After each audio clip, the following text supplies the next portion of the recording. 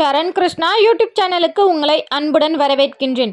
மாட்டு பொங்கல் அன்று உங்கள் குலதெய்வம் மற்றும் முன்னோர்களின் ஆசீர்வாதம் கிடைக்க இந்த ஒரு எளிய வழிபாடு செய்ய மறக்காதீர்கள். அது என்ன வழிபாடு, எப்படி செய்யணும் அப்படிங்கிறத பற்றி தான் இந்த வீடியோவில் தெளிவாக நம்ம பார்க்க போகிறோம்.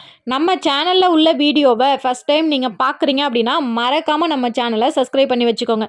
நம்ம சேனலில் தொடர்ந்து குலதெய்வ பதிவுகள், ஆன்மீக தகவல்கள் வந்து கொண்டே இருக்கும். வாங்க வீடியோக்குள்ளே போகலாம்.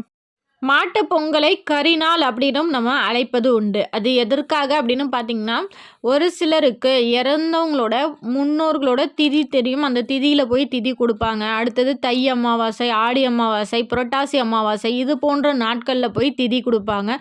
முன்னோர்களை வழிபாடு செய்வாங்க. அது எதுவுமே எங்களுக்கு பழக்கமே இல்லாதவங்க கூட இந்த மாதம் மாட்டு பொங்கல் அன்று நீங்கள் உங்கள் முன்னோர் வழிபாடு செய்யும்போது கட்டாயம் உங்கள் குலதெய்வத்தின் பரிபூரண அருளும் உங்கள் முன்னோர்களின் அருளும் உங்களுக்கு ஒரு சேர கிடைக்கும். அப்படிப்பட்ட ஒரு அற்புதமான நாள் தான் இந்த மாட்டு பொங்கல். இந்த மாட்டு பொங்கல் அன்று உங்கள் குடும்பமாக ஒன்று கூடி உங்கள் முன்னோர்கள், எத்தனை முன்னோர்கள் படம் உங்கள் வீட்டில் இருக்கோ, தாத்தாவோட தாத்தா, இப்படி படங்கள் எத்தனை படங்கள் இருக்கோ அத்தனை படங்களையும் வைத்து அவர்களுக்கு பிடித்த உங்களால் முடிந்த உணவு வகைகள் அனைத்தையும் சமைத்து வைத்து, இதில் அசைவமும் அடங்கும். அனைத்து உணவுகளையும் சமைத்து வைத்து தீப தூப ஆராதனை காமிச்சு அவங்கள வழிபாடு செய்யணும். அதோட உங்கள் தலைவாசலுக்கும் அந்த பூஜைகளை காமிக்க வேண்டும். எப்போதுமே நம்ம குலதெய்வ பூஜையோ சாமிகளை வழிபாடு செய்யும்போது நம்ம தலைவாசலுக்கோ இல்லை தெய்வங்களுக்கோ அதை நம்ம காமிக்க மாட்டோம். ஆனால் நீங்கள் இந்த முன்னோர் வழிபாடு செய்யும்போது நீங்கள் தாராளமாக தலைவாசலுக்கு அந்த தீப தூப ஆராதனை காமிக்கலாம். ஏன்னா நம்ம முன்னோர்களை வழிபாடு செய்யும்போது கட்டாயம் உங்கள் குலதெய்வத்தின் அனுகிரகமும் உங்களுக்கு ஒரு சேர கிடைக்கும். ஏன்னா முன்னோர்கள் அப்படிங்கிறது உங்கள் குலதெய்வத்தின் மூத்த குழந்தைகள். அவர்களுக்கு தேவையானவற்றை நம்ம செய்யும்போது கண்டிப்பாக உங்கள் குலதெய்வம் மகிழ்ச்சி அடையும். இதில் நீங்கள் முக்கியமாக கவனிக்க வேண்டிய ஒரு விஷயம் என்ன அப்படின்னு பார்த்தீங்கன்னா, 1 உங்கள் குடும்பமாக சேர்ந்து நீங்கள் கும்பிடணும். 2 உங்கள் முன்னோர்கள் ஆண்கள், பெண்கள், உங்கள் முன்னோர்கள் யார் யார் படம் இருக்கோ அனைத்து படங்களையும் ஒரு சேர வைத்து நீங்கள் தாராளமாக கும்பிடலாம்.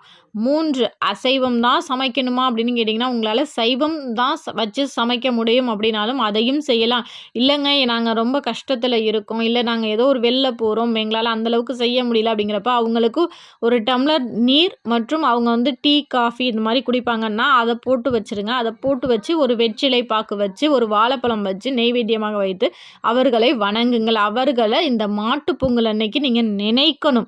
நினைத்து உங்கள் குடும்பமாக ஒற்றுமையாக அந்த இடத்துல நிற்கணும். அவ்வளவுதான். இதை போல் நிற்கும்போது கண்டிப்பாக அவர்கள் உங்கள் வீட்டு வாசலுக்கு வரும்போது நம்ம வீட்டு பிள்ளைங்க நினைக்கிறாங்க, அவங்க நல்லா இருக்கணும்னு சொல்லி மனதார உங்களை ஆசீர்வாதம் பண்ணிட்டு போவாங்க. இந்த வழிபாடை முக்கியமாக யாரெல்லாம் செய்யணும் அப்படின்னு பார்த்தீங்கன்னா, ஒரு சிலர் ஜாதகம் பார்ப்பாங்க. அப்போ சொல்லுவாங்க, உங்களுக்கு முன்னோர்களோட ஆசீர்வாதமே இல்லை, முன்னோர் சாபம் இருக்குது. அடுத்து ஒரு சிலருக்கு குழந்தை தரிக்கும், அது 2-3 மாதங்களில் கலைந்து போவது, இது போன்ற விஷயங்கள்லாம் உங்களுக்கு தொடர்ந்து நடக்குது அப்படின்னா கட்டாயம் நீங்கள் உங்கள் முன்னோர் வழிபாடு செய்ய வேண்டும். முன்னோர் வழிபாடு செய்தால் கண்டிப்பாக முன்னோர்களின் ஆசீர்வாதம் இருக்கும்போது உங்கள் வீட்டில் குழந்தையின்மை அப்படிங்கிற பிரச்சனையே இருக்காது. உங்கள் முன்னோர்களை வணங்க கண்டிப்பாக உங்களுக்கு உங்கள் குலதெய்வத்தின் அனுகிரகமும் கிடைக்கும். மாடு வளர்ப்பவர்களோட வீட்டில் கண்டிப்பாக மாட்டுப்பொங்கல் ரொம்பவே சிறப்பாக இருக்கும். அவங்கவுங்க ஊரில் ரொம்ப ரொம்ப பிரசித்தி பெற்ற ஒவ்வொரு முறையில் வழிபாடு செய்வாங்க. மாட்டுப்பொங்கல் அன்னைக்கு மாடை குளிப்பாட்டுறது, மாட்டை அலங்காரம் பண்ணுறது ரொம்ப நல்லாயிருக்கும்.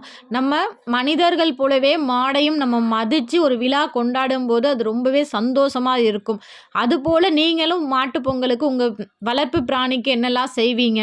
இந்த வீடியோ பார்க்குற நீங்கள் மாட்டுப்பொங்கல் அன்னைக்கு எந்த மாதிரி வழிபாடு செய்வீங்க அப்படிங்கிறத மறக்காமல் எங்களோட கமெண்ட் செக்ஷனில் ஷேர் பண்ணிக்கோங்க. இந்த வீடியோ உங்களுக்கு பயனுள்ளதாக இருக்கும் என்ற நம்பிக்கையில் மற்றொரு வீடியோவில் சந்திக்கிறேன். இந்த வீடியோ உங்களுக்கு பிடிச்சிருந்தா லைக் பண்ணுங்கள், ஷேர் பண்ணுங்கள், மறக்காமல் சப்ஸ்கிரைப் பண்ணுங்கள். சரண் கிருஷ்ணா யூடியூப் சேனல். நன்றி, வணக்கம்.